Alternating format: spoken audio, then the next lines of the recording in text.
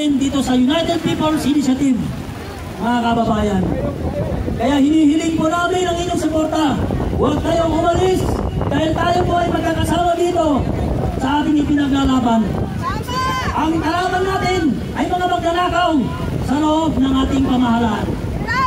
Hindi tayo magkalaban dahil tayo ay isang Pilipino, iisa ang ating nararamdaman, iisa ang ating imbuto, iisa ang ating problema.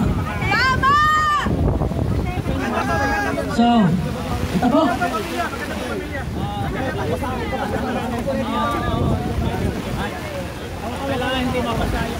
Yes, magandang hapon sa lahat.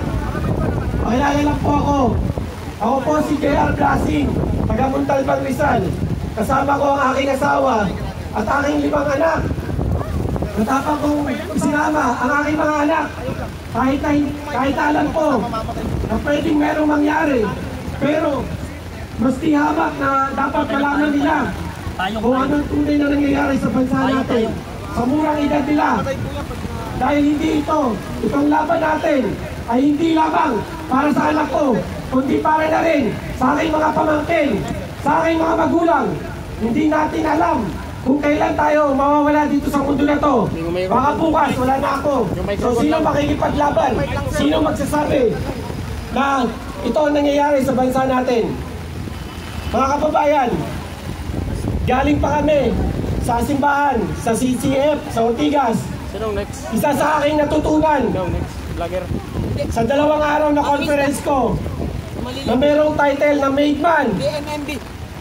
Ito ay patungkol sa lalaking may malaking katawan, pero may lalaking may pangangatawan, malaking pangangatawan na simpulo ng pagkalalaki. Pero sa loob pala, walang paninindigan, walang lakas ng loob na nagsisilbing isang musmos na batang lalaki kahit na mature na ang kanyang katawan. Kaya ngayon, pinapakita ko sa aking pamilya na isa akong responsableng ama at haligi ng tahanan dahil pinaglalaban ko ang kanilang future. Hindi lang ang aking mga anak, kundi na rin ang aking mga relative, ang aking mga kaibigan, ang kanilang mga anak. Hindi ito patungkol sa aking mga anak lamang. Ito ay patungkol na rin sa aking mga relative, sa aking mga kababayan.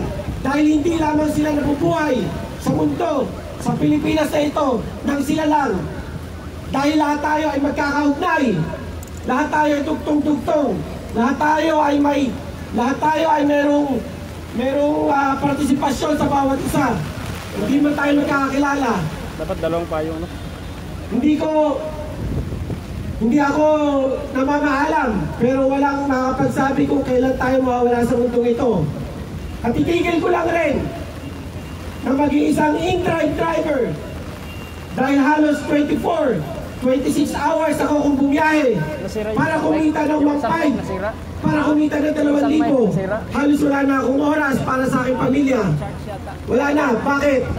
Dahil imbis na yung 500 pesos 30 minutes lamang, umaabot ng 2 oras para ihatid ko ang aking pasahero.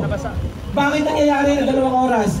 Dahil sa mga nakakalat na mga unfinished business, dahil sa mga nakakalat na unfinished na mga construction. Bakit? Kasi kulang ng budget ang mga kontraktor. Bakit? Dahil mga binigay sa mga kongresista na mas malaki ang kinita nila, ang malaki ang cut nila. Dahil na rin sa tagal ng biyahe namin, dahil konting ulan, baha. Tignan nyo Manila, 5 minutong pag-ulan, baha na agad.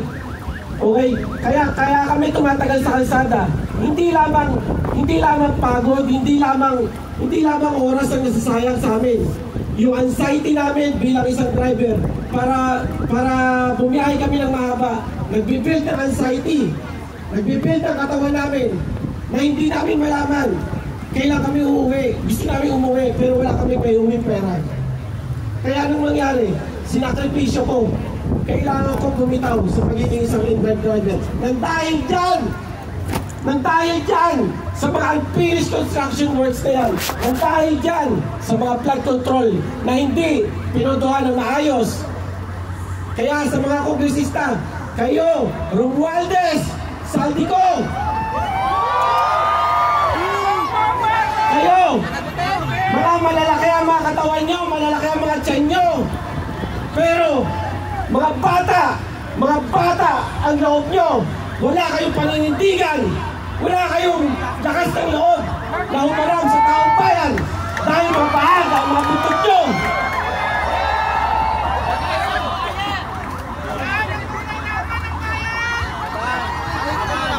Oo. Hindi sapat ang pagbaba sa pwesto nila Romualdez at ni Saldico. Dapat silang makulong! Dapat silang makulong!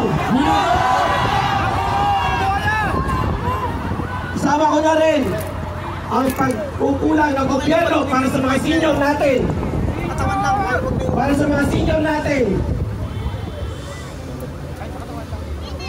Sa mga senior natin na hindi lahat nabibigyan ng ayuda, hindi nabibigyan ng benepisyo. Bakit? Nagiging selective.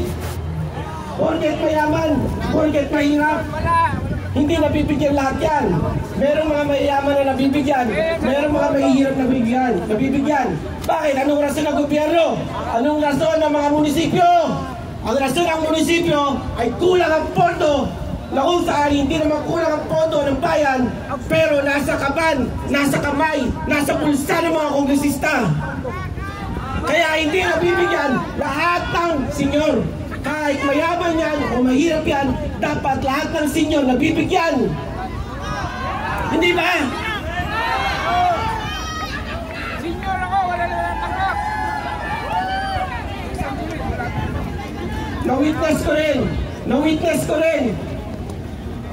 ko rin sa aking pagbabiyahe ang pag-iyak ng isang nanay dahil kailangan niyang umalis ng bansa para lamang kumita dahil dito sa bansa natin ay walang sapat na income, walang magandang trabaho para sa kanila. Pero kung tutusin, mayaman ang Pilipinas, pero sadyang kurakot lang talaga ang mga nasa kongreso natin. Kurakot talaga sila. Kaya ako nadidismaya ako sa pagiging circus ng investigasyon ngayon. Bakit pauwi pa si Saldico? Ang sabi niya, magre-resign daw siya. Dahil ang 10 days na binigay sa kanya ay para lamang dahil sa position niya. Pero pag nag-resign siya, ay hindi na-applicable sa kanya yung 10 days niya. Dinadaan nila tayo lahat sa technical. Bakit ang mga kongresista iniimbestigahan ang mga kontraktor? Nandiyan si Romualdez. Ginuuso na. Ayaw nyo pa bang may patawag si Martin Romualdez? Ako personal, hindi ko gusto na bumaba si BBM. Pero, kung yan ang tawag ng sambayan ng Pilipino, kasama ako, kasama ang pamilya ko.